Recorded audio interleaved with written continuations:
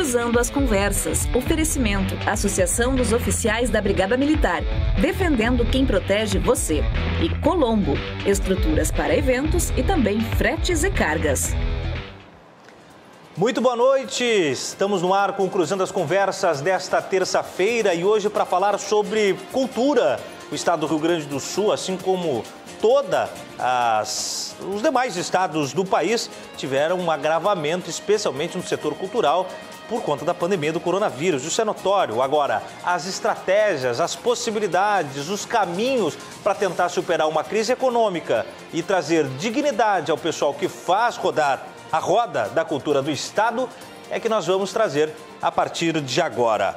O oferecimento do Cruzando as Conversas chega para a Associação dos Oficiais da Brigada Militar, defendendo quem protege você, e Colombo, estruturas para eventos, agora com fretes e cargas. Recebendo no primeiro bloco do programa, já de imediato, e ficará conosco todo o programa de hoje, o escritor e presidente do Conselho Estadual de Cultura, Ayrton Ortiz, e na segunda parte do programa, colaborando e juntando forças nessa nossa abordagem de debate, a empresária e presidente da Associação Unidos pelos Eventos do Estado do Rio Grande do Sul, Aline Araújo, o deputado federal Pompeu de Matos e também o diretor de fomento da Secretaria da Cultura do Estado do Rio Grande do Sul, o Rafael Bali. Com isso, nós vamos então trazer as análises sobre a revisão da lei do Conselho Estadual de Cultura, falar sobre os prós e contras dos atuais projetos e também medidas que tramitam em aspectos legislativos para que tenhamos aí subsídio para a categoria cultural, de todas as demandas do que tange a cultura. Dito isso, vamos abrir o programa então, estendendo o nosso muito boa noite e já agradecendo a presença do presidente do Conselho Estadual de Cultura do Estado, o Ayrton Ortiz, a quem eu já desejo uma boa noite e agradeço. Seja muito bem-vindo, Ayrton. Boa noite, Tiago. Um prazer estar aqui contigo, falando de um assunto tão importante como a cultura, responsável pela identidade de um povo, não é? Tudo que a gente faz é a cultura está por trás de tudo, pela frente de tudo, por baixo, por cima, pelo lado, nós respiramos cultura, nós somos produto da cultura e nós construímos a cultura onde nós vivemos. Então, esse é um assunto sempre muito importante. Muito bem, e nós vamos desdobrar isso. Ayrton, nós falávamos, né, do quanto que cultura tem todo esse fundamento existencial, social, imaterial na formação de um povo, são valores intangíveis, não tem como calcular o quanto isso tem de agravamento pela não realização de eventos, shows, espetáculos, toda a cadeia produtiva. Agora, tem como quantificar os agravamentos econômicos de uma circunstância de cultura que registra aí o envolvimento de mais de 6 milhões de brasileiros diretamente envolvidos, fora os serviços em paralelo da teia cultural, né? E que representa quase 3% do PIB nacional, não é pouca coisa. Então, quer dizer, com isso, alguns dizem, os primeiros a parar e talvez sejam os últimos a voltar. Como é que você analisa agora o atual cenário da pandemia e a relação da cultura começando a tentar reengatinhar a sua retomada? A cultura, ela é feita por pessoas para pessoas, não é algo que se faça automatizado, nem que se consuma de forma automatizada. Então, ela precisa que as pessoas participem. E no momento em que, como esse em que nós estamos vivendo, não é, que esse contato ele foi nos tirado, não é? Então, as atividades que têm a necessidade de interagir com outras pessoas são as mais prejudicadas. E o setor cultural é, entre todas elas, a mais prejudicada.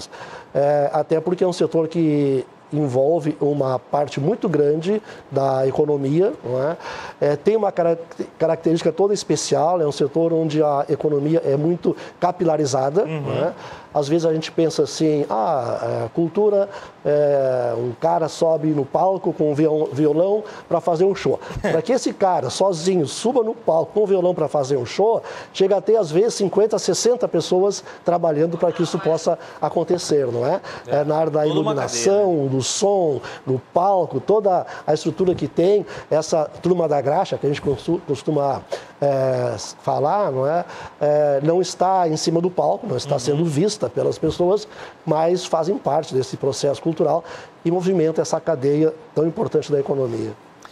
Muito bem. Presidente do Conselho Estadual de Cultura, Ayrton Ortiz, também escritor e por isso também ligado às artes de maneira geral. Há uma consulta pública, Ayrton, acontecendo desde o início aliás, há 2 semanas e vai Sim. até o dia 15 de junho, né? E que é para abrir diálogo, efetivo diálogo, com a sociedade que tangencia a cultura, para reestruturar, então, uma série de demandas que são necessárias para o Conselho Estadual de Cultura. A que pé anda essa consulta pública? Quem é que está participando dela? Como é que está estabelecendo esse diálogo, provavelmente de maneira virtual, né? E quais os públicos convidados para participarem dessas conversas? Sim, o Conselho Estadual de Cultura ele é formado por 24 conselheiros, 16 são eleitos pela sociedade civil e 8 são indicados pelo governo do Estado.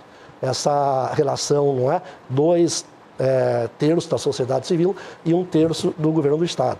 Faz com que o nosso conselho seja um dos mais democráticos do país. A maioria dos conselhos que existem nos outros estados, essa paridade, há uma paridade aí, não é? Aqui a gente tem 2 terços de integrantes do conselho eleito pela sociedade civil. Então, nós, primando, não é, por esse processo democrático, os debates no conselho são extremamente democráticos, transparente, as nossas sessões, elas são transmitidas ao vivo pelo Facebook, as pessoas acompanham em tempo real, não é? Não tem nada discutido, debatido, avaliado, analisado no Conselho que não seja feito de maneira pública. Então, alterar a lei do Conselho, que é uma necessidade, não é? Claro. A realidade é muito dinâmica e as leis elas têm que vir se adaptando às novas realidades. Então, para alterar a lei do Conselho, ela teria que seguir também essa mesma prática de transparência, de participação popular, de interatividade com a sociedade, como é o dia a dia do Conselho. Então, num primeiro momento, nós ouvimos, na sessão do Conselho, 8 presidentes de 8 conselhos estaduais de cultura, para conhecermos a realidade dos conselhos de cultura em outros estados, não é? Participou lá o presidente do Conselho Estadual de Cultura do Maranhão, do Ceará, de Rondônia, de Minas Gerais, de Santa Catarina, enfim, cada estado tem o seu conselho. Nós temos um órgão chamado Conecta, que reúne os presidentes dos conselhos de todos os estados. Então, o primeiro debate para começarmos a discutir a lei do conselho foi ouvir as experiências dos outros conselhos para saber o que a gente pode aprender e trazer para o nosso. Não é? Legal, trocar figurinhas, sim, claro, realidades sim, distintas, né? Porque esse país é muito grande, muito dinâmico, né? A gente sempre tem coisa a aprender com os outros. A próxima reunião do conselho para debater esse assunto será com os ex-presidentes. Nós convidamos todos os ex-presidentes do conselho, são pessoas que, ao presidirem o conselho, tiveram contato direto com a lei, eles sabem, não é, o que precisa modernizar na lei, o que tem que trocar, o que tem que manter, não é, o que tem que aprimorar, o que já não serve mais. Ninguém mais experiente do que isso, do que os ex-presidentes também nós convidamos. Além disso, né, está correndo uma consulta pública junto a todos os ex-conselheiros, todos os ex-conselheiros, os 12 colegiados, os colegiados, todos os colegiados, não é? O ponto Cultura Viva, não é? E, inclusive, todos os conselhos municipais de cultura do Estado também estão participando desta série, não é, de informações que nós esperamos. Então, no momento em que o Conselho tiver todas essas informações, todas essas sugestões, toda essa participação popular, a diretiva do Conselho vai organizar todos esses textos, não é, todas essas sugestões, vai consolidar um texto, e vai levar esse texto para o plenário do Conselho. Então, nós vamos ter diversas sessões no plenário, entre os 24 conselheiros, para debater e tirar dali a nossa proposta de alteração da lei do Conselho. Muito bem, né? Alterações da lei do SEC, do Conselho Estadual de Cultura. Você que nos assiste, se faz parte dessa seara cultural, né? Pertencendo aos 12 colegiados, ou o Conselho Municipal, ou sendo ex-conselheiro, ou ainda se você pertence à Rede Cultura Viva, encaminhe e-mail para conselhodecultura@gmail.com, tendo como título o assunto, né? PL do SEC, né? Aí, CEC, né? Conselho Estadual de Cultura. Presidente Ayrton, nós falávamos há pouco, né, sobre a relevância e a responsabilidade dos conselheiros de votarem no que tange a LIC, né, a Lei de Incentivo à Cultura, fazendo a aprovação dos projetos ou mesmo a triagem dos projetos. Como é que anda essa comissão hoje? Existe algum tipo de prioridade diferente da história da LIC por conta da pandemia? Há, vamos dizer assim, uma preferência por projetos online? Como é que está a aprovação desse tipo de projeto para aprovar realmente nessa realidade da pandemia? Sim, o Conselho tem uma preocupação muito grande em aprovar projetos presenciais, não é? A única coisa que mudou em relação ao trabalho convencional, tradicional, que o Conselho faz em relação à LIC, porque cabe à Secretaria de Estado da Cultura avaliar se os projetos se enquadram dentro da legislação. Claro. Feito isso, o projeto vai para o Conselho Estadual de Cultura para o Conselho avaliar o mérito desse projeto, não é? Que é a importância do projeto, não é? E a sua oportunidade. Então, o Conselho é que define o mérito do projeto. O que mudou do que se vinha fazendo antes da pandemia para agora é que se tem essa preocupação de que os projetos, eles, não é, obedeçam à legislação, não é? Que nós temos aí com relação à pandemia. O próprio Conselho emitiu uma resolução interna, onde ele determina como esses projetos devem ser feitos, o que eles devem observar, não é? Há todo um arcabouço jurídico, há toda uma legislação do Estado, das prefeituras, não é? Para que esses eventos possam acontecer de maneira segura. Então, o Conselho tem uma preocupação muito grande com relação a isso aí. E é claro que não é, nada pode parar, a cultura não pode parar, as pessoas têm que trabalhar. O que nós temos vendo é que os projetos são, na sua grande maioria, virtuais, não é? E o pessoal está se adaptando e está se adaptando muito bem, porque nós temos hoje no Conselho uma demanda maior do que tivemos no ano passado, e a demanda do ano passado já foi maior do que a demanda no ano anterior. Ou seja, o pessoal está... Isso mostra um certo nível até de preocupação. Né? Sim, sim. É porque o mercado de trabalho encolheu muito, claro. Não é? E resta o quê para as pessoas? Buscar o apoio das leis de incentivo. E aí, então, entra a nossa lei, né? Por isso ela está sendo tão demandada. Aí nós temos também, em caráter emergencial, desde o ano passado, né, houve o reconhecimento do estado de calamidade pública e isso permitiu, então, o decreto legislativo de número 6, que abriu a possibilidade da Lei Aldir Blanc, que foi de caráter emergencial, foi um recurso, vamos dizer assim, de última hora, e que ainda tem algumas vacilações, a gente até vai guardar isso para o segundo bloco, mas que conseguiu também, de certa maneira, pelo menos por enquanto, atender alguma demanda que estava um pouco desassistida. Qual é o envolvimento do Conselho Estadual de Cultura com o Aldir Blanc, presidente? Bom, a maioria dos debates da Lei Aldir Blanc aqui no Estado se deu dentro da Conferência Estadual de Cultura, não é? O Conselho Estadual de Cultura, ele participa de todas as instâncias da Conferência Estadual de Cultura. Certo. Chegou num momento, não é, quando estava se implantando a conferência, se criando as comissões, se construindo esse debate, o Conselho chegou a ter 44 posições dentro da conferência. Nossa. Os 24 conselheiros, mais os conselheiros suplentes também, que nós convocamos para participar da conferência, e muitos conselheiros tendo mais de uma atividade. Então, o Conselho teve uma participação muito grande. E nos 2 primeiros editais que foram administrados pela SEDAC, o Conselho indicou também parte da comissão julgadora. Não é? Os conselheiros têm uma expertise muito grande, muito boa, não é? Em avaliar projetos culturais, então o Conselho contribuiu com a SEDAC apresentando conselheiros para fazer parte da comissão julgadora. Os 3 últimos editais, como eles foram terceirizados, não é? Aí o Conselho não participou da seleção, da escolha dos projetos que foram vencedores. Sim. Daí ele fica fora da decisão do mérito. Ajudou no estabelecimento das comissões primárias, depois na terceirização do edital, né? Sim, o Conselho, inclusive, ajudou a escolher as entidades que ganharam a chamada pública para executar o edital, né? Perfeito. Como é que a que pé hoje, assim, né? De quanto nós falamos quando falamos de LIC e a estrutura, se há alguma diferenciação assim a ser percebida pela LIC e pela Lei Aldir Blanc nesse sentido? Sim, a vantagem da Lei Aldir Blanc é que os projetos aprovados, eles têm automaticamente a verba assegurada, não é? Venceu o edital, vai receber a verba do governo. O Estado aqui foi cerca de 150 milhões de reais que o Rio Grande do Sul recebeu, e o Rio Grande do Sul aplicou quase que todo esse 150 milhões de reais, 150 e poucos milhões, não é? Apenas 300 mil reais dessa verba de 150 milhões não foram aplicada aqui no Rio Grande do Sul. Então, a gente teve realmente um aproveitamento muito grande da Lei Aldir Blanc. A diferença para a LIC é que os projetos aprovados pela LIC, o produtor tem que buscar um patrocínio no mercado, ele não tem o dinheiro assegurado. Mas esse patrocínio, ele abate 90% no ICMS.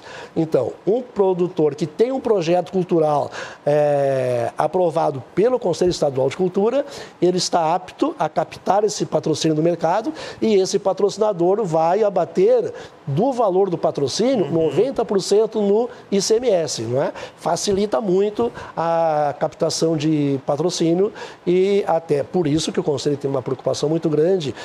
O Conselho é muito exigente na aprovação desses projetos, porque é verba pública, claro, que é utilizada, claro, ali, não é? Claro. Mas nesse sentido, sempre eu acho que uma das grandes fragilidades da LIC, e que certamente vocês debatem, gostaria de ouvir mais o senhor, e que talvez Aldir Blanc tenha costurado um pouco, é esse formato um pouco mais ligado a um mecenato, que faz com que a empresa daí busque o projeto de maior visibilidade. Aí daqui um pouco mais está dando sustentáculo para aquele artista que teria um pouco mais de capilaridade, né? Tem isso. Sim, a LIC, ela não é, vamos dizer assim, o calcanhar de Aquiles da LIC, não é? E a gente sabe disso, e nós procuramos minimizar isso no Conselho. As empresas que escolhem o projeto que elas querem patrocinar. Então, é claro, não é, que as empresas acabam escolhendo aqueles projetos que lhe dão mais visibilidade. Então, há áreas da cultura que têm muita dificuldade em conseguir patrocínio via LIC. Mas aí há uma outra maneira de fomento, né, que é o FAC, né, que é o Fundo de Apoio à Cultura, então, que é uma verba que o governo do estado tem junto com a LIC, onde os projetos são selecionados por editais, não é? Então, independem dos patrocinadores. Independe do patrocinador. Ótimo. O projeto que for aprovado por um edital do FAC, do Fundo de Apoio à Cultura, ele já tem a verba assegurada, não é? Ótimo. Então, o que nós precisamos ter o cuidado é que essa verba do FAC, ela se destine àqueles setores da cultura que têm essa dificuldade de captar o patrocínio por não dar tanto resultado de visibilidade para o patrocinador. Às vezes, Tiago, nem é porque o projeto não dá tanta visibilidade para o patrocinador. Nós sabemos que há, na área da cultura, algumas linguagens que são mais experimentais, claro, não é? Então, normalmente, a grande empresa, ela tem uma certa preocupação de associar a imagem dela com um projeto que tem uma linguagem mais experimental, né? Então, aí tem que, então, entrar o fomento direto, que é o Fundo de Apoio à Cultura. E tem, por exemplo, assim, no FAC, pelo menos, não sei se na LIC, mas no FAC tem algum direcionamento por regiões do estado, alguns percentuais para atender de uma maneira mais isonômica? Sim. Isso é uma preocupação que a atual Secretaria de Cultura tem, não é? E que o Conselho vê com muito bons olhos, que é a regionalização. Já começou pela Lei Aldir Blanc. Certo. Toda a verba da Lei Aldir Blanc, ela foi fragmentada por regiões. Há hoje, no estado, 9 regiões funcionais, não é?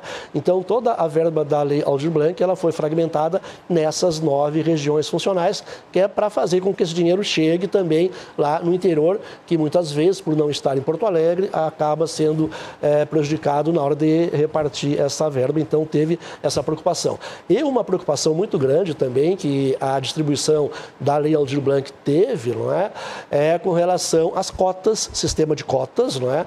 Cotas raciais, cotas sociais, foi uma coisa que se levou muito em consideração. Isso é muito importante, porque em se tratando de dinheiro público, todas as pessoas da sociedade têm que ter acessibilidade a esta verba. Não posso pegar um dinheiro que vem do imposto que toda a sociedade paga e privilegiar um determinado segmento. Né? Sim, ou porque tem mais poder político, ou porque está mais perto da capital, ou porque atua numa área com mais visibilidade, não é? Ou porque não experimenta uma linguagem artística tão experimental. Não é? O dinheiro vem de todos e ele tem que estar garantido que ele volte para todos. Interessante. No aspecto do sistema de cotas, o senhor diz, o proponente, o produtor cultural, ele tem que preencher o pré-requisito de cota ou o projeto artístico tem que atender aquela demanda? Quando é por edital, não é? Esse dinheiro que o proponente já recebe direto do governo, ou estadual ou federal, via Lei Aldir Blanc, o próprio edital determina como deve ser distribuído esse dinheiro e o tipo de cotas que devem ser respeitadas. Certo. Nós tivemos agora, por exemplo, o último edital da Lei Aldir Blanc, que ainda está aí em ação, 51% das pessoas que foram contempladas nesse edital eram cotistas. Não é? Então, essa... Pô, é uma grande margem, hein? Sim. E é justo, né? É justo, claro, né? Claro. Justíssimo isso aí, não é? Faz um equilíbrio melhor. Inclusive, creio que vocês já devam estar recebendo, vamos dizer assim, a consequência, ou percebendo a consequência dessa descentralização dos conselheiros, que se ramificando pelo Estado por conta da exigência online, também permite um outro olhar sobre as particularidades locais do Estado, né? Sim, aliás, isso é uma das coisas que tem que mudar na Lei do Conselho, e é uma das coisas que a gente quer mudar na Lei do Conselho. O Conselho, até então, como as suas reuniões eram todas presenciais, o pessoal que compunha o Conselho eram de Porto Alegre, tinha grande dificuldade de pessoas do interior. Agora que as sessões do Conselho estão sendo virtuais, a lei tem que ser adaptada para que possam participar conselheiros de todo o Estado. O Conselho, ele é Conselho Estadual de Cultura, não é Conselho de Porto Alegre de Cultura, é do Estado. Então, a própria formação do Conselho tem que levar em consideração, não é, essa divisão que foi feita no Estado. A Lei Aldir Blanc trabalhou com as regiões funcionais, com as 9 regiões funcionais, certo. E o Conselho vai ter também que ter entre os seus conselheiros, no mínimo, um representante de cada região funcional. Isso é uma coisa que a gente tem que fazer essa nova lei aí. Pluraliza bastante. Houve algum tipo de incremento na LIC por conta da pandemia ou há uma previsão de algum tipo de subsídio? Há uma demanda muito grande na LIC. Em primeiro lugar, em relação à pandemia, porque outros mercados se fecharam, então os artistas, né, os trabalhadores da cultura tiveram que usar mais a LIC. E um outro problema, Tiago, que a gente está enfrentando é que há uma lei federal de fomento, que é a Lei Rouanet, que é uma lei importantíssima para incentivar a cultura no Brasil, e por uma decisão política do governo federal, a Lei Rouanet ela está meio que travada, não é? Ela está arquivada por enquanto. Ela não está atendendo, né, a demanda que ela deveria atender. E isso está fazendo com que muitos projetos que tradicionalmente captavam também via Lei Rouanet, agora estão centrando a captação na LIC. Os grandes eventos, normalmente o produtor captava parte via LIC, onde a empresa abate no ICMS, e parte do projeto via Lei Rouanet, onde a empresa abate no imposto de renda. A Lei Rouanet ficando nesse ritmo, né, travado, o produtor está tendo que buscar esse incentivo apenas na LIC, e isso está aumentando muito a demanda da LIC. Dentro desse sentido também, o presidente Ayrton Ortiz, nosso convidado nessa primeira parte do programa de hoje, falamos de cultura, né? Presidente do Conselho Estadual de Cultura, nós falamos já sobre a descentralização, sobre repasse de verbas, sobre as estruturas que diferenciam a já tradicional LIC e a recente emergencial Lei Aldir Blanc. Agora, dentro disso, existe algum tipo de estudo, presidente, alguma análise já de quais os setores da cultura que se fragilizou mais, que está realmente com maior debilidade? Tem algum tipo de estudo sobre isso? Bom, a Lei Aldir Blanc, ela é uma lei emergencial, ela veio para cobrir um passivo, não é? Para repor renda para os trabalhadores que ficaram sem renda, mas ela vai deixar uma herança muito grande para nós, que ela mobilizou praticamente toda a comunidade cultural do Rio Grande do Sul. Então, a terceira fase agora da Lei Aldir Blanc é pegar todas essas informações, não é? Que foram sendo disponibilizadas através da Lei Aldir Blanc para se fazer uma análise. Nós vamos acabar agora, no final, com uma radiografia fantástica, perfeita quase, não é? Sobre a realidade da cultura do Rio Grande do Sul. Isso vai ser muito importante, primeiro para conhecermos como é hoje e para a partir daí se construir políticas públicas de incentivo à cultura a partir dessas informações, né? Então isso aí vai ser muito importante. De imediato, o que a gente já sabe, não é? É que quanto mais dependente de público o segmento, maior foi o seu problema que enfrentou. Imagina quantos músicos trabalhavam em restaurante com música ao vivo, em bares com música ao vivo, em shows de teatro, não é? Há segmentos mais fragilizados, o circo, não é? É impressionante a quantidade de trabalhadores da cultura que atuam na área do circo, que estão fechados sem poder trabalhar há mais de um ano, não é? Então, sofreram mais. O artista circense já vive uma realidade econômica. Exatamente. Então, era o que eu ia dizer, não é? Sofreram mais aquele setor da cultura que já é normalmente mais fragilizado, não é? E aquele setor da cultura que depende exclusivamente de plateia. E o senhor que vem da área da literatura, Feira do Livro, será que temos esse ano presencial? Pois não é? Não, presencial não, né? Nós tivemos uma feira o ano passado, totalmente virtual, né? Ela foi uma feira muito boa do ponto de vista do público, de formação de leitor, de debates, não é? Discussões e tal. Mas ela não foi uma feira boa em termos de venda, porque quem banca a Feira do Livro de Porto Alegre é a própria indústria editorial. São as livrarias, as editoras, as distribuidoras, né? Que são associadas da Câmara Rio Grande do Livro e que bancam essa feira. Então, essas empresas elas foram muito prejudicadas pelo fato de não ter venda presencial no ano passado. A venda online que se fez durante a feira, que foram criados mecanismos, não é? É fantástico. A Câmara Rio Grande do Livro fez um projeto fantástico, não é? Junto com o Sebrae, para que as livrarias pudessem vender online, as editoras pudessem vender online. Mesmo assim, a venda não passou de 10% do que a feira estava acostumada a vender. Então, as livrarias que já vinham com problema, porque fecha a livraria, fecha toda a cadeia do livro. Fecha a distribuidora, fecha o editor, fecha para o autor, sim, é a ponta lá, não é? Então, este ano, talvez, não é? Esperamos que se possa fazer algo meio híbrido, não é? Que se possa ter pontos de venda lá na feira, de alguma forma, ainda não se sabe como, não é? Mas eu espero, e é esperança mesmo, né, Tiago, de que a feira, este ano, ela possa também ajudar os livreiros, né? Como a gente falava no início do programa, né? É de fato uma cadeia, não tem como pensar no artista como, mesmo que seja um artista solo, que seja solo, né? Bom, recebemos neste primeiro bloco, vai seguir conosco o presidente do Conselho Estadual de Cultura, Ayrton Ortiz, e junto da nossa dupla já formada, nós vamos aumentar a nossa estrutura do show, do espetáculo, já que falamos de arte aqui, e vamos receber também a Aline Araújo, o deputado Pompeu de Matos. Já, você não sai daí que a gente já volta com o Cruzando as Conversas.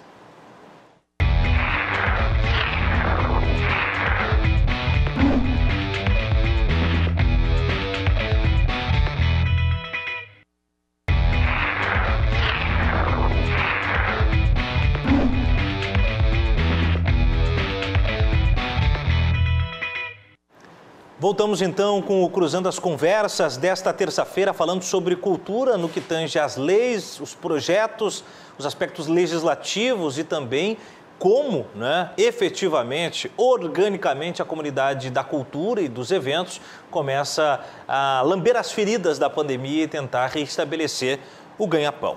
O Cruzando as Conversas chega num oferecimento da Associação dos Oficiais da Brigada Militar, defendendo quem protege você, e também Colombo, estruturas para eventos, agora com fretes e cargas. Lembrando que você pode acessar o www.rdcfretes.com.br rdccshoping.com.br e lá você confere diversos produtos de muita qualidade e o melhor, né, com preço baixo. Como, por exemplo, você encontra no RDC Shopping o JC Bandeiras, bandeira oficial do Inter ou do Grêmio, por apenas R$ 119,90 ou em até 4 vezes de R$ 32,25. Então dá para comemorar se você é gremista, dá para reerguer aí a sua autoestima se você é colorado com bandeiras da JC Bandeiras. Acesse lá www.rdcshopping.com.br. Estávamos com o presidente do Conselho Estadual de Cultura, o Ayrton Ortiz, já debatendo o tema, já introduzimos a pauta. Ele seguirá conosco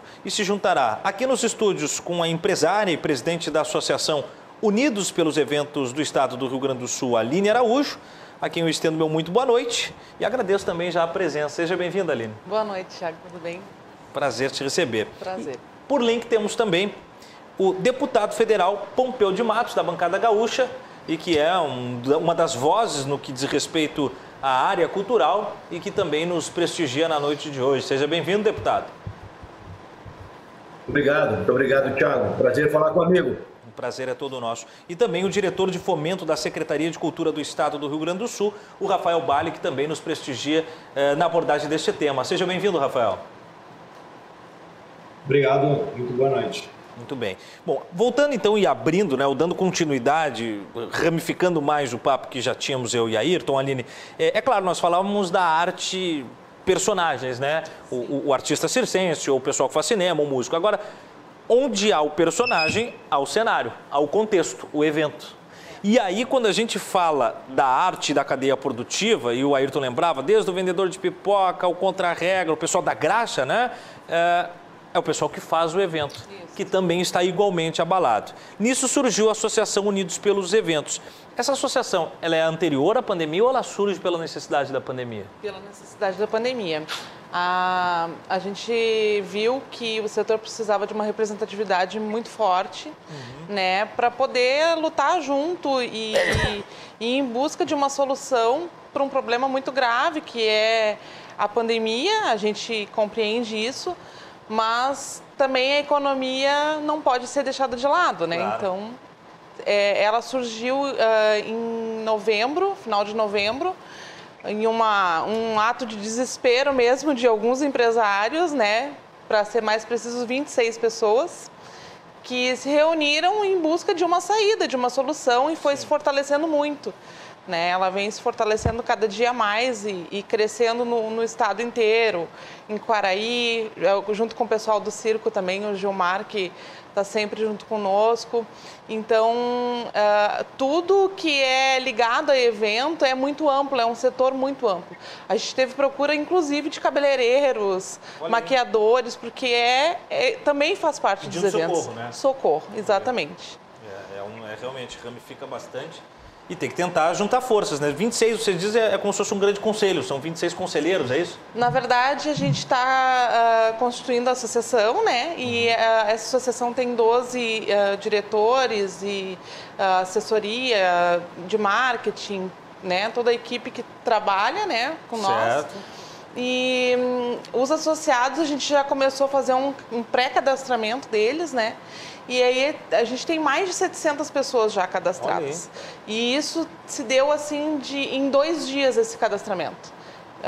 Foi muito rápido, a gente viu que a necessidade era muito grande mesmo, né? Isso mostra o quanto a pandemia realmente tem afetado um volume muito grande de pessoas. Deputado Pompeu, o projeto de lei 795 da sua lavra tenta o estabelecimento da extensão da lei 14.017, a lei Aldir Blanc, e gostaria que o senhor falasse um pouco mais desse aspecto específico e depois a gente vai desdobrar. O senhor tem batido bastante na tecla aí do atendimento, especialmente à área da cultura, no que toca à pandemia, deputado. Bem, quero cumprimentar então, reiterar meus cumprimentos a ti, Thiago, e também a Aline e ao Rafael, e dizer que essa questão da lei Aldir Blanc, ela é extremamente relevante para nós na cultura como um todo. Aliás, nunca antes teve um projeto dessa natureza, e nós todos trabalhamos juntos, até porque, veja bem, nós temos aí 3 situações, vamos assim, diferenciadas. Uma é a questão emergencial, foram 3 vezes um auxílio emergencial de R$600 aos trabalhadores na área da cultura. Outro, digamos, um segundo momento, uma espécie assim de subsídio para espaços culturais. Certo. E logo em seguida, a estruturação da questão da cultura, em termos de equipamentos, ou seja, um recurso de R$3 bilhões. Não é pouco dinheiro. Embora que a gente sabe que o Brasil é grande, o setor da cultura é imenso, responde aí por 4% do PIB nacional, 6 milhões de trabalhadores, 6% dos trabalhadores, aliás, nacionais, têm ligação direta ou indiretamente com a cultura. E nesse contexto, então, precisava de uma ação, de uma atuação em favor do setor. Porque, veja bem, com a pandemia, o que aconteceu? A indústria perdeu lá, imagino assim, 30%, o comércio perdeu 50%, os serviços 80%, e a cultura 100%.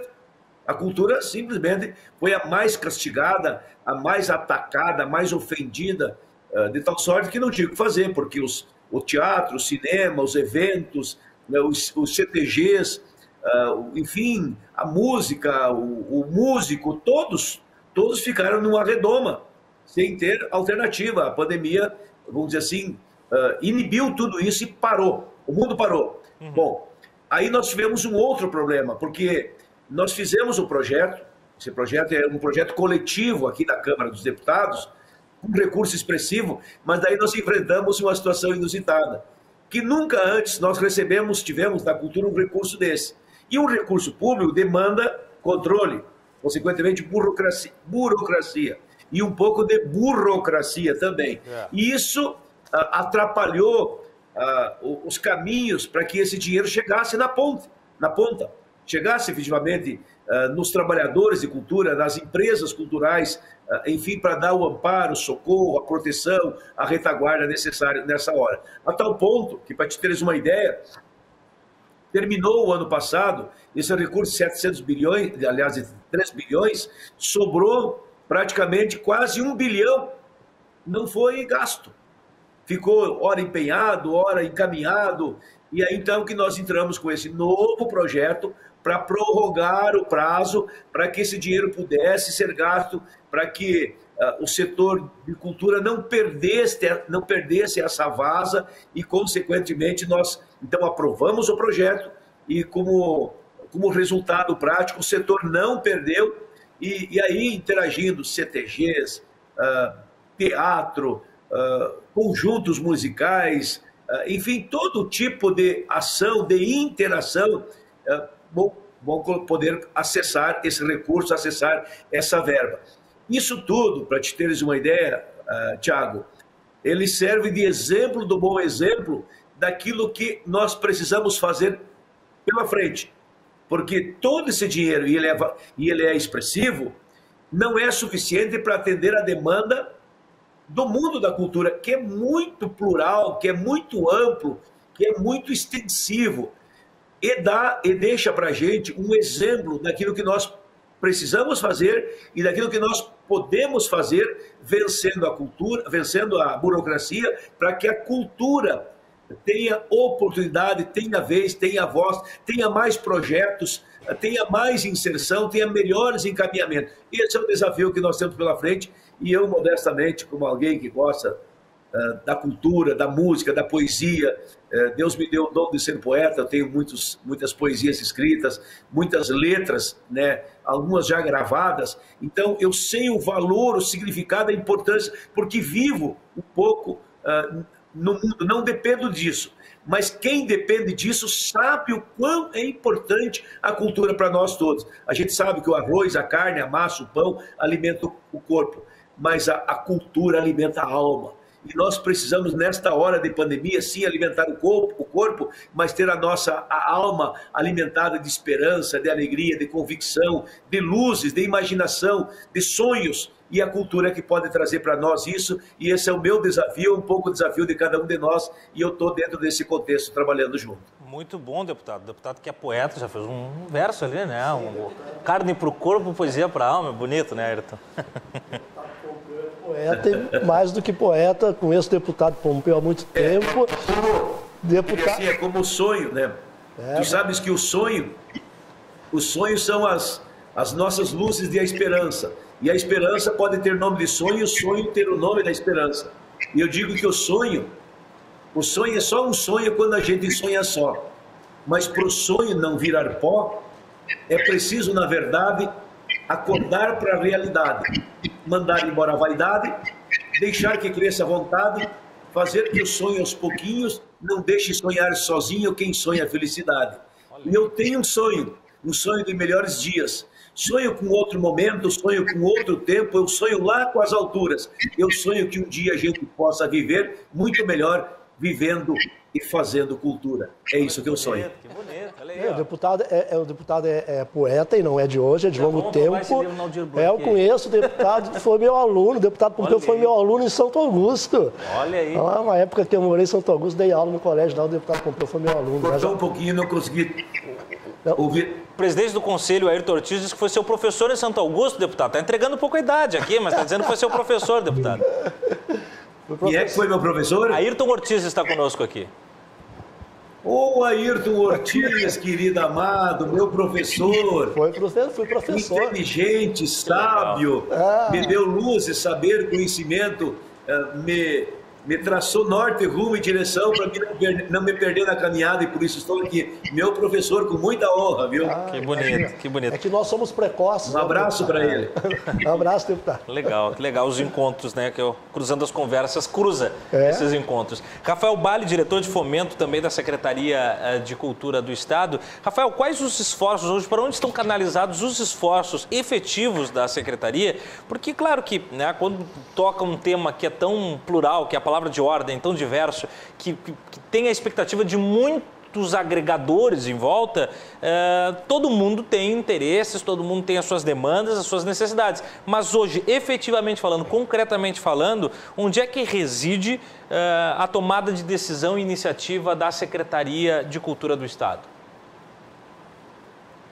Bom, depois desse momento inspirador do deputado Pompeu, eu acho que dá para trazer um pouco a fala do nosso presidente do Conselho, Ayrton Ortiz. No início do programa eu estive acompanhando, acho que deu para demonstrar os esforços que têm sido feitos, e não só os esforços, né, Tiago, os resultados a partir, né, da gestão, no desenvolvimento de políticas públicas e, especialmente, no momento como esse, não poderia ser diferente, do aumento de investimentos. O ano passado, a gente atingiu o recorde, o maior volume já investido na história aqui do nosso governo do estado, né, por meio do sistema de financiamento do Procultura. Né? Eu acho que é uma pauta que vocês estavam, né, discutindo, avançando em alguns pontos antes, então, né, isso é uma ação bem concreta que demonstra, né, a sensibilidade, né, mesmo num momento de dificuldades aí de estados e municípios, mesmo em razão da Lei Aldir Blanc, fundamental, né, deputado Pompeu, estamos juntos aí na mobilização pela prorrogação. O governo do estado do Rio Grande do Sul conseguiu investir integralmente os 74,4 milhões, mas muitos municípios e muitos outros estados não conseguiram, então precisamos dar continuidade nesse investimento. E voltando, né, às ações concretas aqui, né, com recursos do Estado, ano passado a gente teve esse recorde histórico de investimento e mesmo assim, né, bem como foi colocado, mesmo com esses recursos, mesmo com o recurso da Lei Aldir Blanc, a gente sabe que isso não é suficiente. A paralisação do setor, né, dá um alcance muito maior. Eu acho que a Aline, que está aqui com a gente, que consegue essa articulação da sociedade, dos produtores, né, dos realizadores de eventos, consegue ter a dimensão aí de quantas empresas fechando, quantas pessoas passando dificuldade a partir do momento que a gente se encontra. Então, a gente tem redobrado os esforços. Para esse ano, Tiago, a gente já está projetando uma nova ampliação. Então, devemos saltar aí dos 41 milhões no ano passado para 56 milhões. Aprovamos no início desse mês na Assembleia Legislativa esse novo limite global. Isso aumenta, né, bastante a nossa capacidade de investimento, já é um aumento de 60%, né, nesses 2 últimos anos de recursos investidos por meio do governo do estado. O presidente A Ayrton colocou muito sobre a questão da própria lei de incentivo, né? E esse incentivo fiscal, esse benefício, esse limite também tem sido utilizado para captar recursos para o fundo para complementar, para que a gente possa ter um sistema, né, integrado que consiga atender às diferentes demandas do setor cultural no momento que a gente passa por uma reinvenção. Ano passado também, adiantando assim um pouco do que aconteceu, né, a gente teve que migrar, a gente não, né, o setor, a área cultural para o meio digital. Então, a quantidade de produções que a gente teve usando a internet para poder se viabilizar. Então, saudar todos aqueles que têm conseguido se reinventar, que não é fácil, né? A gente tem muitas vantagens, tem algumas limitações, tem coisas que vêm para ficar, certamente transformam, né, as formas de criar, de produzir, de circular a cultura, mas limita bastante. E é um momento que outras possibilidades, além do que o Estado e a Lei Aldir Blanc têm dado, também ficam dificultadas, né? O consumo cultural, como é que a gente vai ofertar um espetáculo, né, para as pessoas? Então, né, tivemos experiências aí agora em conformidade com protocolos, enfim, agora a gente vai ter essa semana, para ter uma ideia, um circo, um drive-thru, para as pessoas poderem assistir de automóvel, e vai ser transmitido pela internet. Então, a gente está passando, né, por um momento de muitas experimentações nesse campo de produção e focados em atender ainda nesse atendimento emergencial do setor, para que a gente possa estar pensando numa retomada logo aí adiante. Muito bom. Palavras iniciais, então, Rafael Bali, diretor de fomento da Secretaria. Agora, presidente Ayrton, Rafael tocou agora nessa nova repaginação que o governo do estado montou com as novas diretrizes do distanciamento social e há uma autonomia maior para municípios. Porto Alegre criou todo o seu contexto. Quais os benefícios disso para a cultura? Assim, tem alguma especificidade das ideias de Sebastião Melo, prefeito da cidade, que favorece a retomada da cultura, que daqui a pouco mais dá uma desaguada aí nessa retenção da cultura? Esperamos que resguardada, não é? Todos os cuidados com o problema da pandemia, esperamos que os trabalhadores da cultura possam trabalhar, que é o que se quer, não é? Ninguém está pedindo nada, o pessoal quer trabalhar e só não trabalha se realmente não pode, se lhe é impedido de trabalhar. E nós sabemos, não é, que quem está impedindo as pessoas de trabalhar não são os governos, não é? Claro. É essa doença que está aí e que nós temos que nos adaptar. Mas espero que o quanto antes se normalize, que nós tenhamos vacina, não é? Para que a situação se normalize o mais rápido possível, para que as pessoas possam trabalhar, não é? Mas é claro que esse processo do remoto, não é? Do trabalho remoto, do virtual, ele já vinha acontecendo e com a pandemia ele acelerou, não é? E é claro que vai ficar, não é? Muitas atividades daqui para frente, elas vão cada vez mais serem feitas de forma virtual. É um aprendizado também que se está tendo. E é uma coisa que eu venho chamando a atenção para o pessoal, né? Aquela realidade que nós tínhamos há 2 anos, há 3 anos, ela não vai voltar, não é? Por mais que se normalize a situação, é bom o pessoal ir se adaptando a usar essas novas ferramentas, porque elas vêm para ficar, né? O senhor imagina que, pelo menos pelos próximos 3, 4 anos, nós fiquemos no híbrido, se não no online, pelo menos no híbrido? É um híbrido que vai ser cada vez mais online, não é? Principalmente com as perspectivas que nós temos de sinal da internet muito mais rápido, sim, não é? À medida que o sinal da internet vai sendo disponibilizado de maneira mais rápida, vai possibilitando que essas atividades remotas sejam cada vez maiores, não é? É preciso que o pessoal que trabalha em todos os setores, não é só com relação ao setor cultural, não é? Se qualifique cada vez mais para o trabalho remoto, né? Aquela coisa, não, eu só faço se for presencial, eu só sei tocar se for ao vivo, no bar. Não é bem assim, não. Vamos aprender a usar a internet, vamos aprender a usar essas ferramentas, essa tecnologia que está aí, porque elas vieram para ficar. Não é uma coisa assim que vai passar e voltar tudo a ser como era antes, né? É uma adaptação, como bem falou, tanto o deputado, Aline, Rafael, o senhor, é uma adaptação forçada, né? Não é um processo de uma metamorfose que o tempo permite, né? É uma adaptação forçada, mas eu até acho, Tiago e Rafael, Pompeu, Aline, que a resposta que se está dando a essa emergência está sendo boa. Está sendo boa, não é? As pessoas estão se dando conta que, por exemplo, um cantor, ele faz um show num teatro, ele vai ser assistido por 150 ou 200 pessoas. Se esse show for online, ele vai ser assistido por 10 mil, 15 mil, 20 mil pessoas. Aquilo vai ficar gravado ali, as pessoas vão poder assistir a qualquer hora, vão poder reassistir quantas vezes quiserem. Não é? É toda uma série de possibilidades que está se criando e que a gente tem que saber usá-las. E como rentabilizar também. Claro, exatamente. A questão da retransmissão da internet muitas vezes tira isso. É coisa de descobrir os mecanismos, né? Sim, não é? Aline, já nesse sentido, né, nós temos aqui o deputado Pompeu e temos dois personagens que são de secretaria e de conselho, que são de governo. Quais as demandas dos eventos que você poderia trazer agora? Assim, olha, falamos aí dos artistas, mas nós, dos eventos. Deputado, nós precisamos disso. A oportunidade é agora. Ayrton, olha pra gente aqui. Rafael, me veja. Como é que é, Aline? Sim, o setor de eventos, como eu já tinha falado anteriormente, ele é amplo, né? Então, eu também entendo que as coisas vão se readaptando novamente, né? A gente está aprendendo a trabalhar online, né? A gente está aprendendo que dá para fazer um show, de repente, uma live.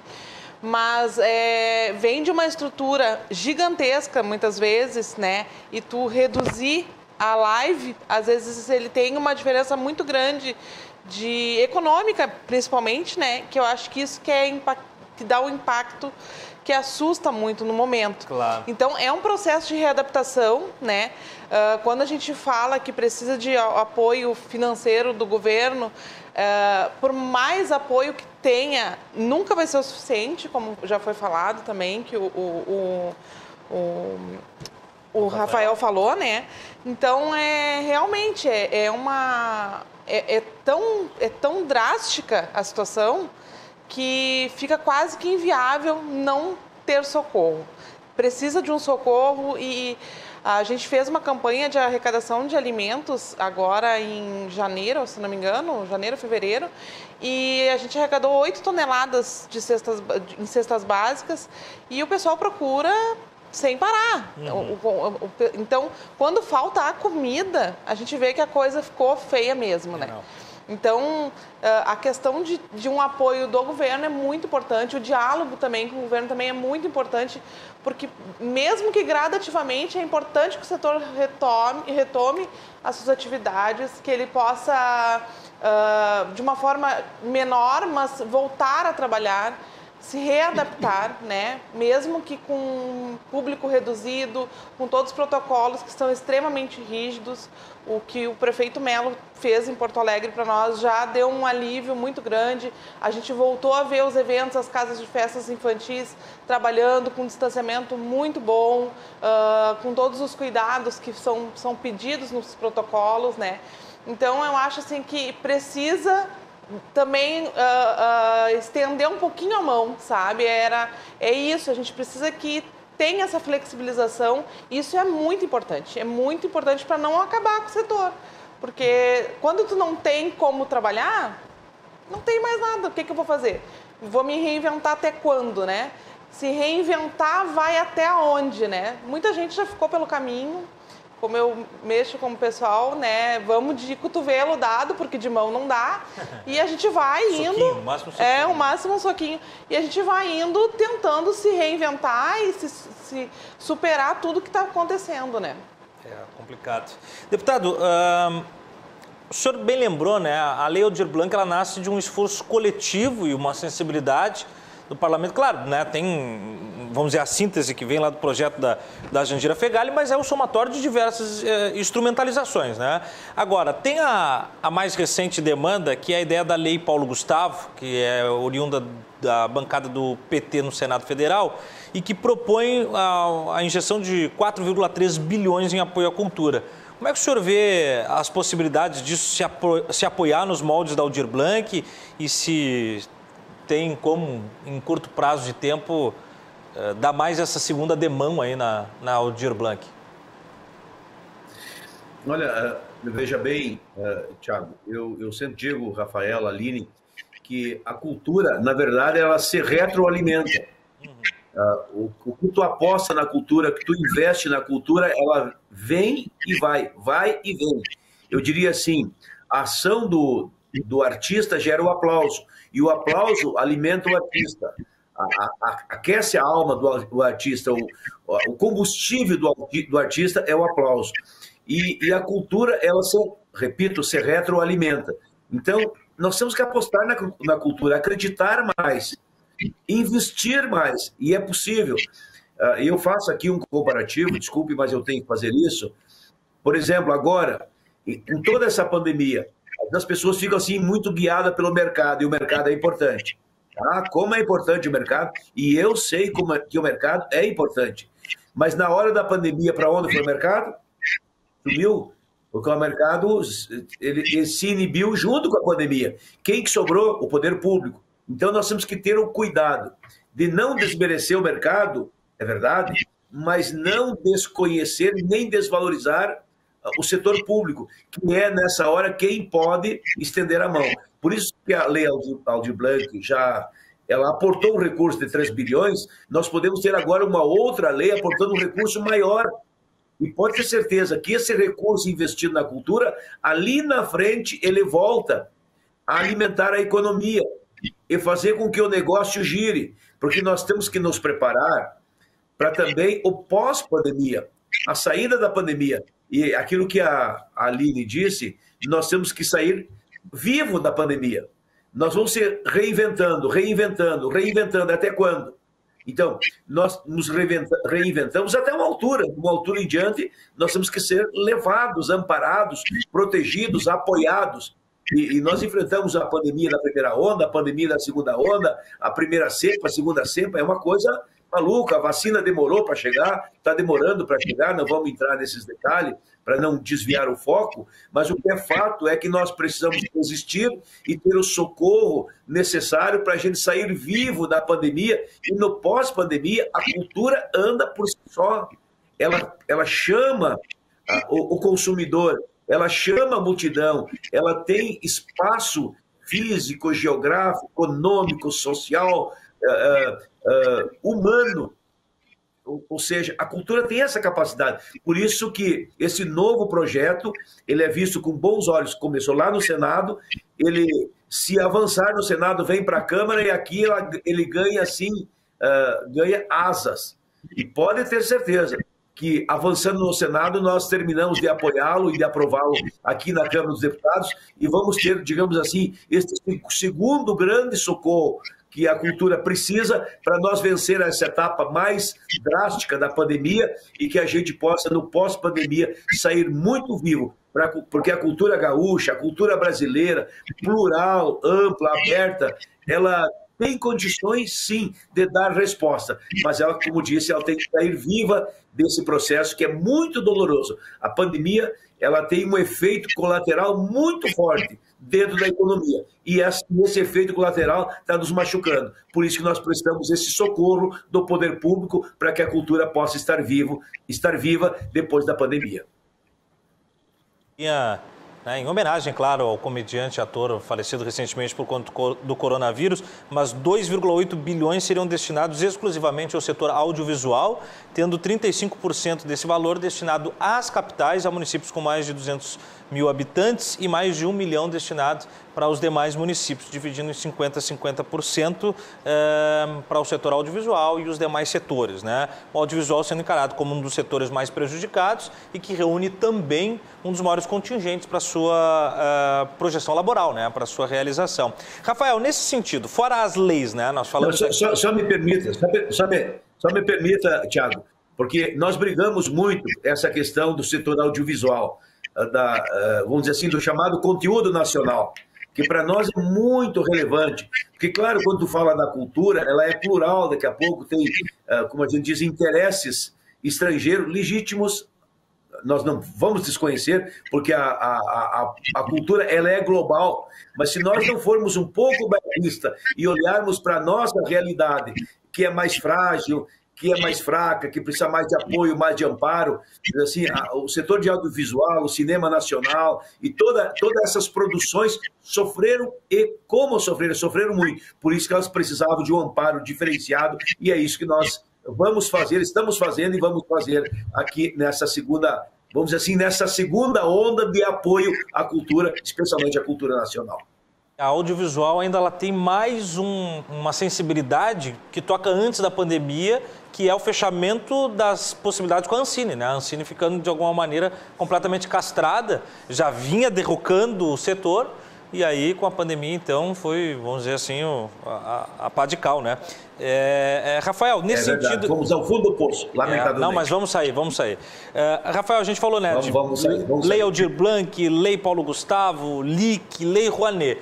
São as leis, são os recursos do Estado através dessas iniciativas. Fora isso, o que a Secretaria de Cultura pode criar ou pode oferecer em âmbito estadual? Quais os outros tipos de aparatos para dar algum tipo de subsídio não necessariamente financeiro, mas de agrupar forças, enfim, né? Quais as iniciativas podem ser tomadas? É engraçado, fora isso, né?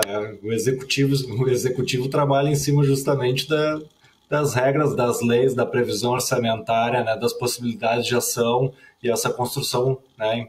Muitas vezes passa pelo legislativo justamente para a gente conseguir essa representatividade, né, de interesse.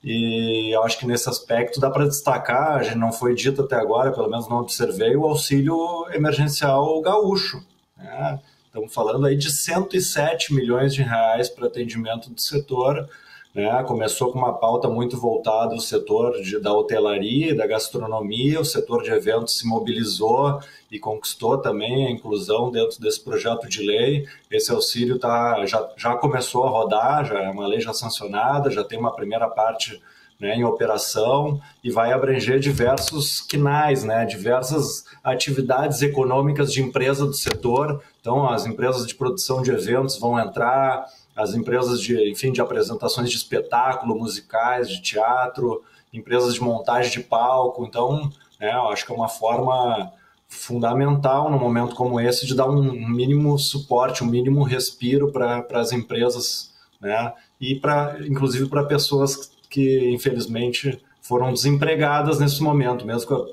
com a flexibilização aí da CLT, a gente tem, né, centenas, milhares aí de pessoas na área da gastronomia, de restaurantes e de hotéis, a ocupação dos hotéis, né, como está, consequentemente tem uma série de pessoas que acabaram, né, perdendo sua possibilidade de trabalho.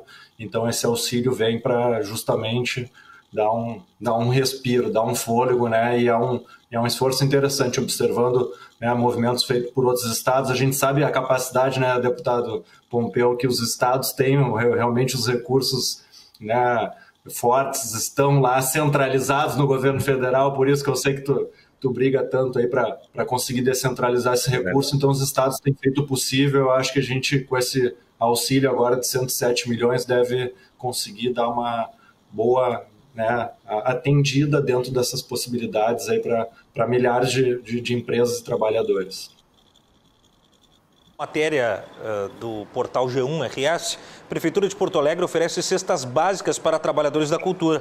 O cadastro fica aberto enquanto houverem cestas disponíveis, né? A Secretaria Municipal de Cultura de Porto Alegre distribui cestas básicas para os trabalhadores da área da cultura em Porto Alegre. As doações são destinadas aos profissionais em situação de insegurança alimentar, sendo uma cesta básica por CPF inscrito. Os interessados, então, podem se cadastrar pela internet, preenchendo um formulário online. Diga. Não, só para... Agora, uma das cestas básicas, eu também quero colaborar dessa ação, né? Não, essa, com certeza, é uma ação que a Secretaria começou logo no início da pandemia e deu continuidade. O governo, de forma transversal, tem buscado esse atendimento com cestas básicas para diversas áreas também. É realmente algo fundamental e algo que está ao nosso alcance, né? A gente tem feito dentro do possível. de R$ 78 mil da própria instituição. Recursos serão destinados à aquisição de 600 cestas básicas. Claro, é um paliativo, né, Ayrton? Mas é a comunhão desse sentido. Pergunto, o Conselho Estadual tem algum tipo de iniciativa dessa natureza? Está envolvido com isso? Porque aqui, claro, nós estamos falando de âmbito municipal, daí voltamos àquela regionalização e àquela centralização na capital, né? O Conselho, Tiago, ele tem um trabalho muito interessante que ele vem desenvolvendo, faz parte das atribuições do Conselho, não é? E por ocasião da Lei Aldir Blanc, nós trabalhamos muito com isso, que é mediar muitos conflitos que surgiram durante a implantação da Lei Aldir Blanc, principalmente em pequenas cidades do interior, onde o gestor do município tinha uma visão de como deveria ser aplicado aquele dinheiro, os trabalhadores da cultura daquele município tinham uma outra visão de como deveria ser aplicado aquele dinheiro, né? E o Conselho participou de diversas reuniões, promoveu reuniões, abriu espaço na própria sessão do Conselho para que essas partes se encontrassem e pudessem resolver esse problema. Porque o dinheiro da Lei Aldir Blanc, que foi destinado aos trabalhadores, era um dinheiro dos trabalhadores. Os trabalhadores da cultura que tinham que decidir para onde esse dinheiro iria, e não o gestor municipal. Não era um dinheiro da prefeitura que o prefeito ia decidir para onde ia aquele dinheiro. Não, era um dinheiro daquele município, que os trabalhadores da cultura daquele município, eles que iam decidir o que queriam fazer com aquele dinheiro, e o gestor municipal tinha então que atender isso aí, não é? Algumas prefeituras não entenderam assim. Teve um caso de uma prefeitura que fez um edital com o dinheiro da Lei Aldir Blanc para enfeitar a cidade para o Natal.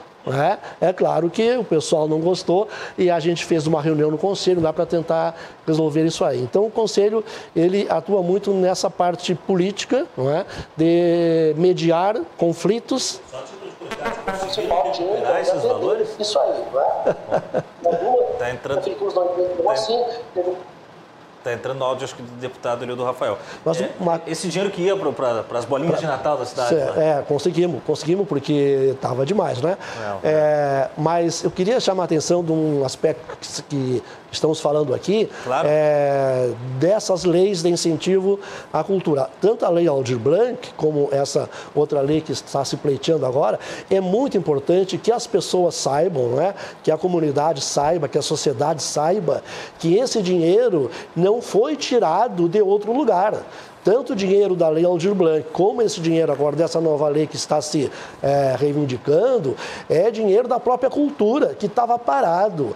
É dinheiro dos fundos de cultura que se tem lá, que estavam parados e que foi dado agora uma utilidade a essa verba aí. Não foi tirado de outro setor da economia. E uma coisa muito importante, as pessoas têm que saber isso, não é? Um estudo do Instituto Itaú mediu que para cada real que o Estado investe em cultura, o Estado recebe de volta R$ 1,59. Não é? Então, vejam bem, para cada real que o Estado investe de incentivo à cultura, volta para o Estado, em forma de impostos, R$ 1,59. Isso aí significa 59 de lucro, não é? Em cada real. 5,9% de retorno. Isso é mais que botar dinheiro a juro. Né? Investir em cultura dá mais retorno para o Estado do que se fosse botar dinheiro a juro. Não é só investimento intelectual. Não é social, né? Não, é econômico, de fato. Sim, é importante que as pessoas tenham a exata medida da importância da cultura. Nós temos estudos aqui no Rio Grande do Sul, feito pela Secretaria Estadual de Desenvolvimento, acho que é desenvolvimento, não é, Rafael? Que a economia criativa no Rio Grande do Sul, emprega mais gente que a indústria calçadista. Olha aí. A economia criativa no Rio Grande do Sul emprega mais gente que a indústria automobilística. E olha o incentivo que tem a indústria automobilística, olha o incentivo que tem a indústria calçadista e a indústria criativa emprega mais. Isso sem levar em consideração que de 30% a 40% dos trabalhadores da cultura estão na informalidade, não entram nessas estatísticas, não é? Então, em termos econômicos, e agora nem estou falando em questões culturais, mas apenas em questões econômicas, né? É um grande negócio investir na cultura. A Inglaterra recebe mais royalty pela música que vem de outros países do que o dinheiro da sua indústria de carvão, que é a indústria que criou a Revolução Industrial. É verdade. Não é? Então, a cultura, o produto cultural, ele é altamente agregador de valor. Não é? É um bom negócio investir. Então, isso tem que ser dito, para não ficar aparecendo, o pessoal está pedindo. Não, no campo do imaterial, metafísico. Não, ninguém está pedindo nada, a gente quer investimento, investir para dar retorno. É verdade, é verdade. Aline, e quando eu perguntei ali, né, eu brinquei até você fazer o pedido, até a título de informação, né, a associação, ela tem dialogado com o setor público, com as instituições, ela tem operado nessa conexão e até me faltou ter te perguntado, os 700 cadastros que você tem é de estado, é o estado inteiro. Isso. Então, mapeando todo o Rio Grande do Sul. Na verdade, assim, isso foi em 3 dias, né? A gente... Muita gente em pouco tempo. Foi muito rápido e então a gente achou... Com tudo isso, acabou se gerando a necessidade da associação, né? Uhum. Porque quando tu chega para conversar com o governante, ele quer saber quantos vocês são, né? É a primeira coisa que quer saber quantas pessoas precisam de apoio, demanda, né? Então, a gente sempre teve essa necessidade de continuar organizando e conversando com o pessoal do setor, né? E sim, a gente tem um diálogo a gente tem um grupo de WhatsApp que foi crescendo e tem o nosso Instagram também, que a gente divulga tudo que sai em todo o estado, os decretos, os protocolos, como são feitos, que agora é nos municípios, por regiões, né? Então, o próprio pessoal do setor se mobiliza e encaminha para nós o que as prefeituras estão decidindo e a gente vai fazendo as publicações, vai entrando em contato, né? Então, vai ser sempre sendo divulgado no Instagram, assim como as cestas básicas também são pedidas através do Instagram, né? Você pode deixar até o endereço aí. Claro, é Unidos pelos Eventos RS, tá? Unidos pelos Eventos RS. E a gente está ainda fazendo cadastro, tem muita gente precisando ainda e a gente está ainda podendo atender, então enquanto a gente tiver cesta, a gente vai atender. Muito bom. Deputado Pompeu, dentre projetos que o senhor apresentou, o senhor pleiteou aí o encaminhamento do fundo eleitoral para combate à pandemia, do valor sobrante, 30% dos salários também do Legislativo.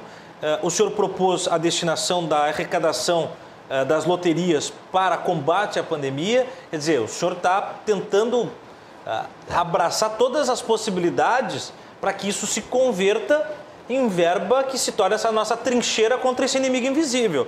Eu pergunto, o senhor está logrando êxito? Como é que está esse tipo de situação dessas diversas propostas? Tem outras que o senhor tem uma alta demanda, mas essas aqui me chamaram a atenção talvez assim, pelo arrojo, né? Especialmente no que toca ali o próprio salário.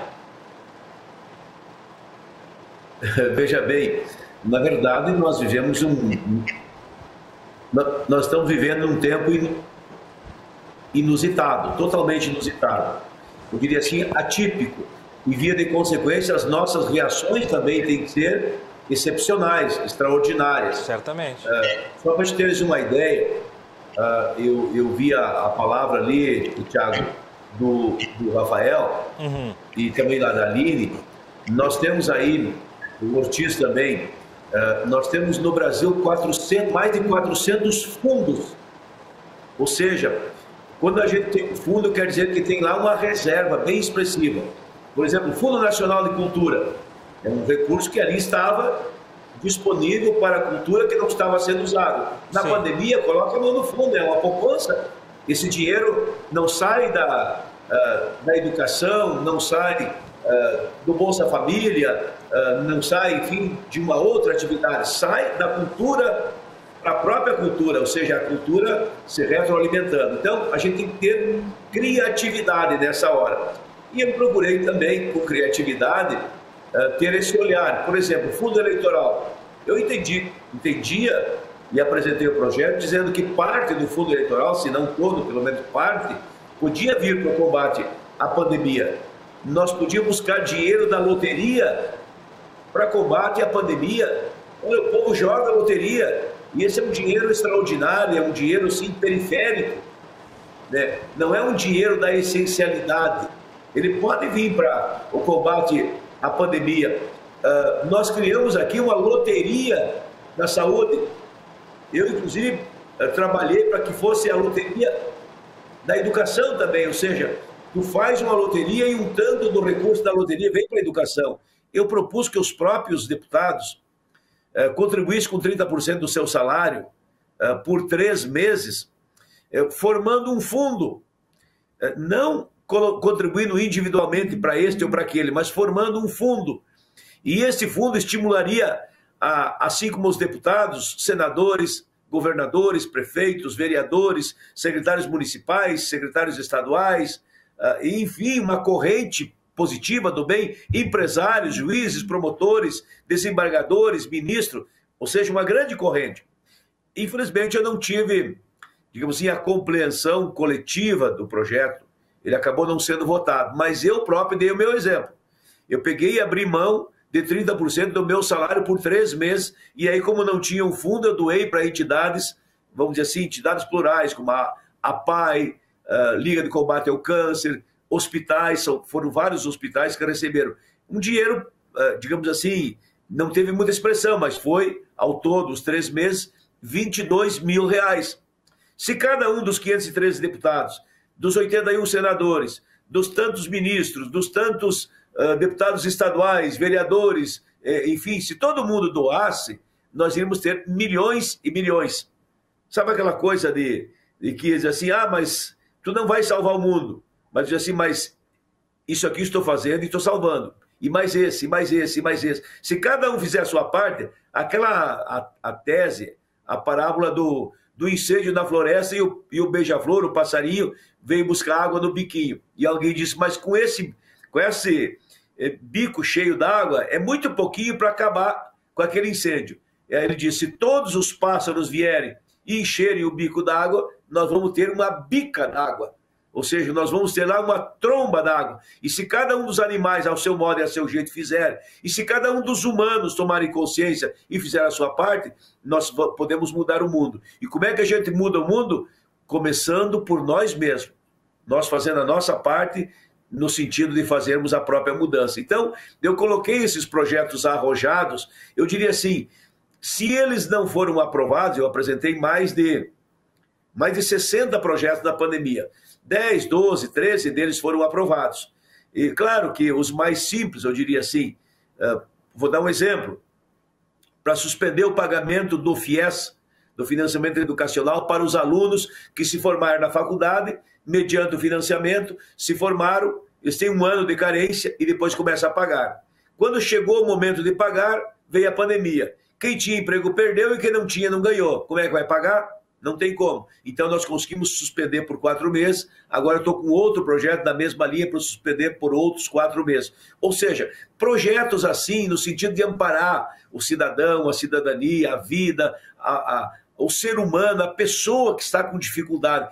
Essa é a hora da gente ser generoso, nos ajudarmos mutuamente. Então, esse é o desafio. E eu procurei contemplar nas minhas ações a pessoa humana, o ser humano, porque a razão de ser da humanidade é nós nos compreendermos e nos ajudarmos mutuamente. E a cultura talvez seja a razão mais poética de valorizar a alma humana. E por isso que a cultura foi valorizada e, por mim, ela foi valorizada e tem muito valor e tem a minha luta, a luta do meu mandato em favor da cultura aqui no Parlamento Nacional.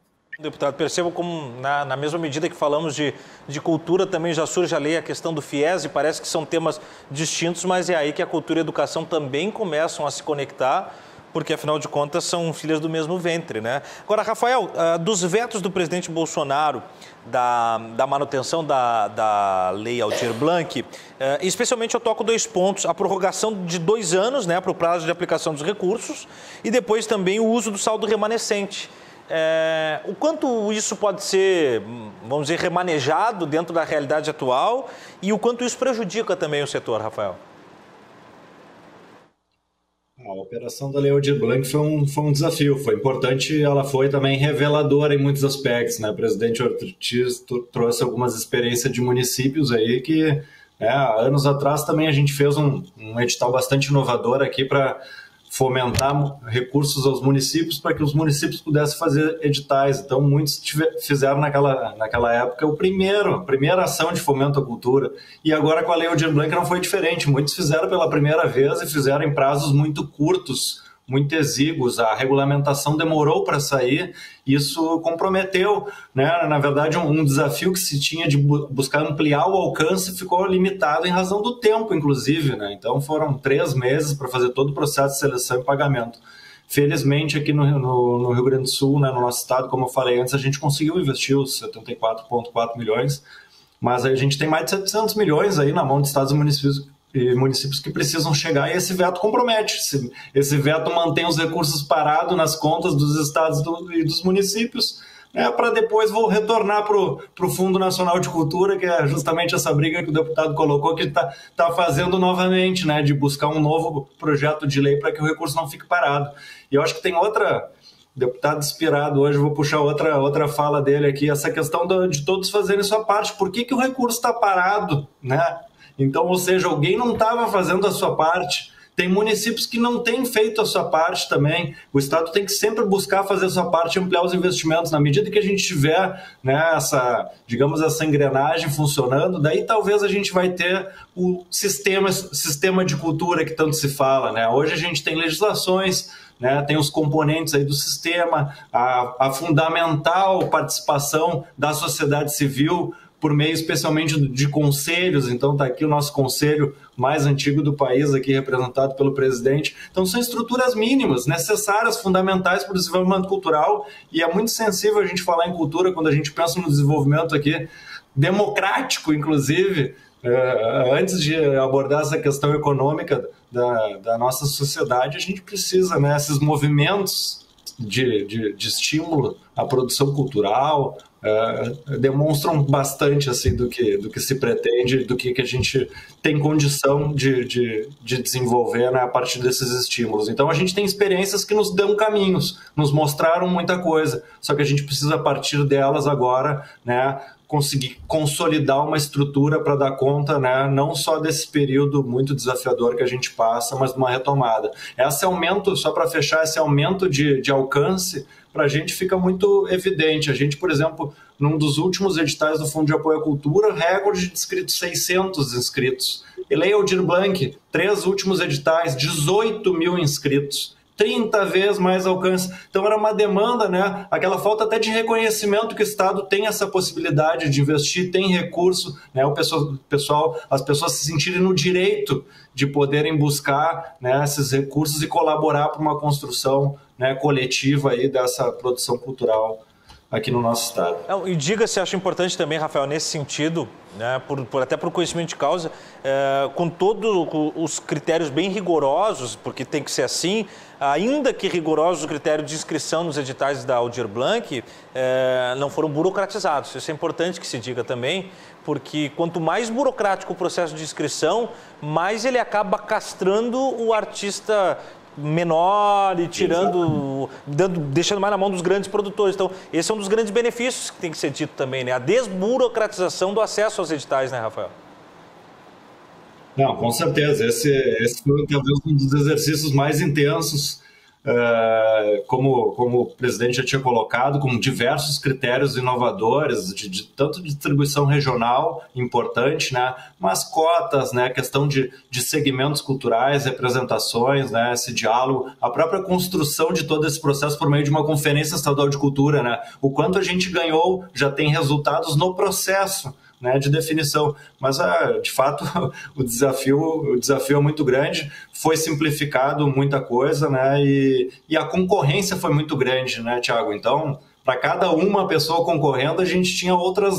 Para cada uma vaga disponível, tinham 10 pessoas concorrendo, né? Então, realmente, no momento que a gente precisa atender a todos, essa concorrência não é o mais adequado. Mas foi fruto, não deixa de ser, de um êxito, assim, de conseguir ampliar o alcance e facilitar a apresentação dessas propostas. E isso já fica como um legado. Certamente, nos próximos passos, qualquer política que a gente for desenvolver, a gente já tem um alcance maior e isso aumenta o nosso nível de exigência, naturalmente. Chama atenção também quando a gente fala, o deputado falou, agora o Rafael falou, né? E por hábito, né? Ayrton, a gente diz, tem pouco mais de 700 milhões, na verdade, pouco mais de 773,9, é 774 que está estornando. Se a gente pegar esse pouco mais, são 74 milhões que está retornando, né, nesse estorno, e dá para fazer alguma coisa com 74 milhões, né? Só esse pouquinho, que a gente não está nem falando dos 700, que é a gordura maior, né? Então, concordo muito com a fala do Rafael aí, do Pompeu. Mas a gente vai para um rápido intervalo e volta... Só deixa. Claro, deputado. Me permite, Thiago? Por favor. Me permite? Por favor. Só por conta do que disse o Rafael, mostra que nós tínhamos e temos uma demanda extremamente represada da cultura no Rio Grande do Sul, obviamente, mas no Brasil como um todo. Ou seja, parece que a cultura estava encolhida, escondida, acanhada, acabrunhada. A pandemia mostrou, assim, quão grande ela é e, ao mesmo tempo, quão frágil ela é. Ela é grande e frágil. E também mostrou a sua importância, a sua exuberância, se a gente souber valorizar, aquinhoar, enfim, prestigiar. Tanto que a Lei Aldir Blanc, ela tirou muita gente da toca. Tirou muita gente do conforto, ou seja, brilhou os olhos, as pessoas se acordaram. E é preciso mais ações deste quilate, com este olhar, com este viés. Por isso que nós queremos uma nova lei aí, porque muita gente tendo oportunidade de acesso a meios de financiamento, apoio, suporte, vão mostrar coisas que nós temos maravilhosas da cultura e que parece que estão escondido e que a gente tem que expor, propor. Eu estou muito animado, porque aquilo que era defeito, aquilo que era problema, aquilo que é dificuldade, é também esperança.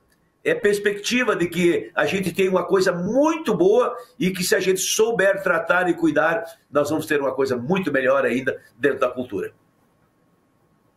E sempre, né, dá a matiz, a cor local do Rio Grande do Sul. E aí nós podemos também citar, por exemplo, o Rio Grande do Sul tem, sem dúvida nenhuma, o maior celeiro de música autoral do Brasil, com o seu circuito de festivais, que foi ficando rarefeito ao longo do tempo e que a pandemia também desemprega uma grande comunidade de artistas de música regional que dão o tom do folclore gaúcho e que já não tem visibilidade para o país, precisa dos palcos do próprio estado para sua retroalimentação e por conta da pandemia ficaram desassistidos. Então tem essa cor local, precisa de fato ser valorizada. Nós vamos para um rápido intervalo, voltamos já com as considerações finais do nosso último bloco, programa especial sobre cultura, Cruzando as Conversas, já volta.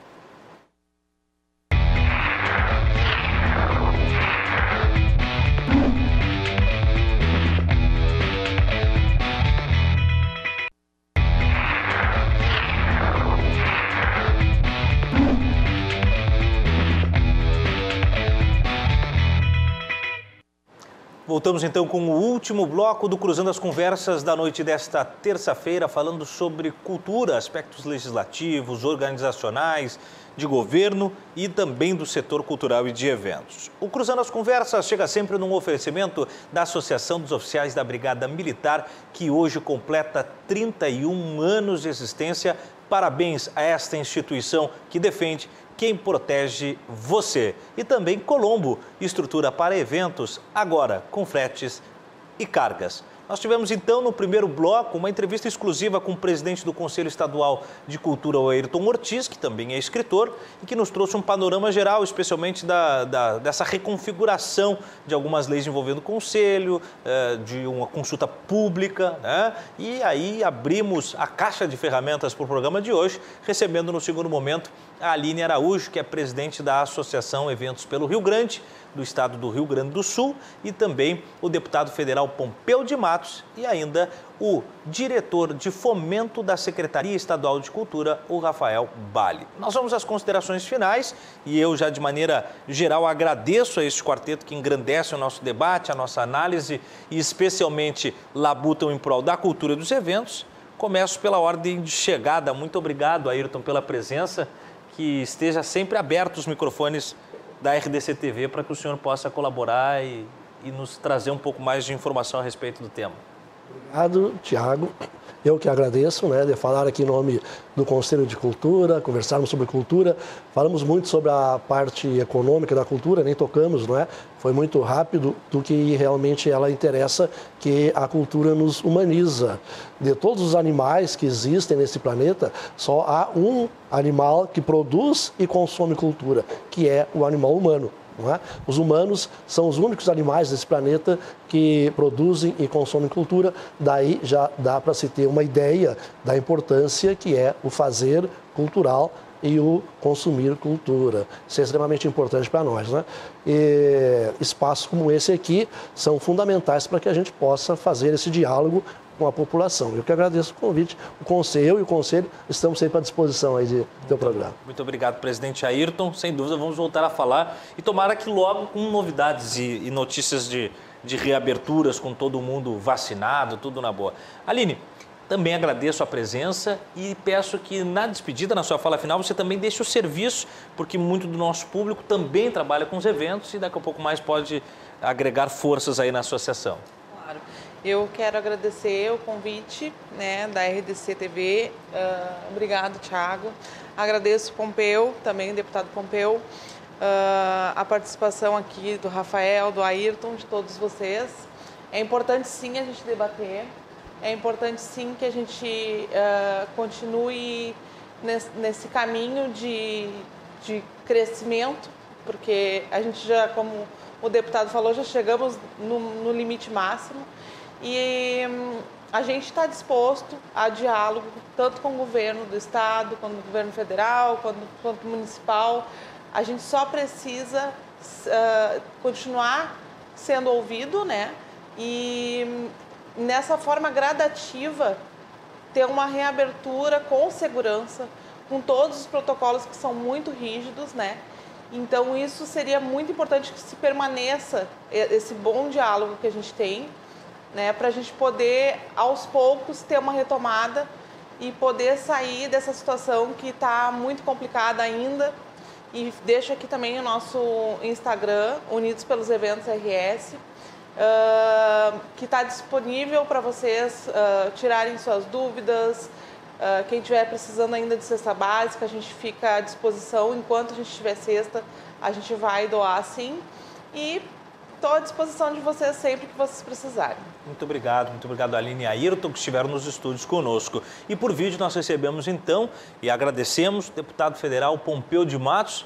Deputado, na sua despedida, nada menos, nós vamos pedir que o senhor nos brinde com versos, como foi durante o programa, deputado. Eu agradeço aí, então, a todos, especialmente a ti, Tiago, também o nosso querido professor Ayrton, a Aline e o Rafael, e a todos que acompanharam aí a programação. É um tema, assim, bem palpitante, que me alimenta, me anima, me entusiasma muito em dialogar sobre esse tema. Eu que gosto da poesia, da música, da declamação, enfim, dos versos, dos festivais, Agora eu assistindo a Coxilha online, vamos ter agora no final do mês, em Cruz Alta, o Carige, em Palmeira das Missões, o Reponte, a Tafona, enfim, tantos festivais. A gente não imaginava que pudesse fazer isso de maneira online, que é diferente, não é igual como a gente gostaria, mas é o que é possível ser feito. Uma coisa que eu quero, outra coisa que eu posso, quanto eu posso do que eu quero, mas vai chegar a hora que eu vou fazer o que estou querendo, porque nós vamos sair vivo da pandemia com regras, com leis, com propostas, com projetos, com aprendizado, com lições, com ensinamentos que possam deixar a gente assim mais ávido pela cultura, gostando mais desafiado, mais provocado pela cultura. E para mim encerrar, Tiago, eu digo assim que a poesia, ele canta, encanta, dá carinho, acalanta os sonhos de quem sonha só, e também desata o nó daquele que se enredou, pois tudo o que ele sonhou em seu sonho de vaidade foi o poema da verdade que para a realidade acordou. Na ânsia de dizer mais, um poema às vezes se cala, fica mudo, perde a fala, só para não ter que dizer o que todos querem saber, mas que só ele está sabendo. E acaba não dizendo, não que ele tenha medo, é que é bom guardar segredo de um amor que está nascendo. Na angústia do amor distante, o poema polemiza, do poeta a poetisa, faz escola, escraviza, apaixona e suaviza a ânsia de quem o ler. Por isso eu quero dizer, com esse poema escrito, que esses versos são meu grito para a cultura nunca mais se perder. Estamos juntos, muito obrigado. Prazer a gente poder estar prosa aqui. Parabéns, deputado, parabéns. Olha, só o Cruzando as Conversas mesmo para receber um deputado que traz um poema dessa envergadura, né, Ayrton? Muito obrigado, deputado. Diretor de Fomento da Secretaria da Cultura do Estado do Rio Grande do Sul, Rafael Bali, também agradecemos a sua presença, a colaboração e deixamos sempre os microfones da RDC TV à sua disposição para tratarmos sobre esse e todos os temas tocantes à sua pasta. Muito obrigado, Rafael.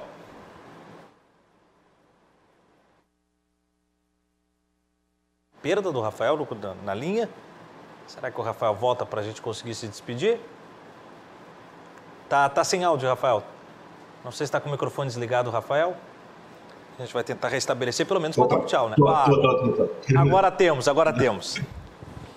Bom, estava começando agradecendo por ti, Tiago, né? Fundamental esse aspecto da comunicação no nosso desenvolvimento cultural, nessa troca, nesse processo, enfim, né? Agradecer o presidente Ayrton também pela essa parceria, esse trabalho tão intenso que temos feito aqui no governo do estado, né, fortalecendo o sistema de cultura, né, na pessoa da Aline aí também essa interlocução, esse diálogo, essa escuta que tem sido ampliado e precisa ser dessa forma, né, só assim a gente vai conseguir construir conjuntamente soluções. E na pessoa do deputado Pompeu nos inspirou hoje, né, mas trouxe aí experiências aí, movimentos fundamentais que tem feito aí, né, com relação a, especialmente recursos que estão no âmbito do governo federal. A gente precisa descentralizar para estados e para municípios, a gente precisa ter, né, ampliar o poder de ação e todos precisam fazer a sua parte. Então, eu acho que a partir disso a gente redobra nossos esforços aí para trabalhar conjuntamente com municípios, que deve ser uma das nossas próximas ações para dar sequência aí nesse atendimento emergencial do setor cultural. O Rafael, Ayrton, deputado Pompeu e a Aline.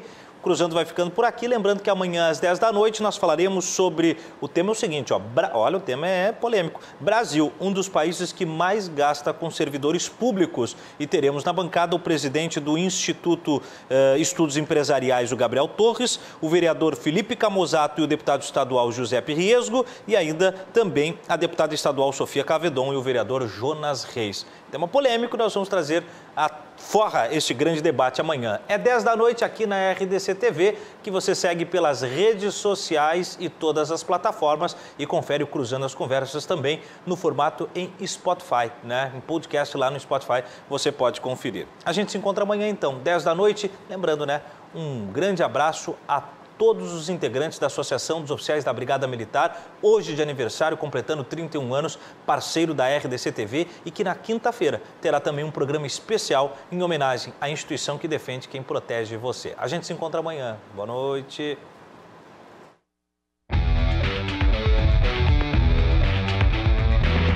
Cruzando as Conversas. Oferecimento. Associação dos Oficiais da Brigada Militar.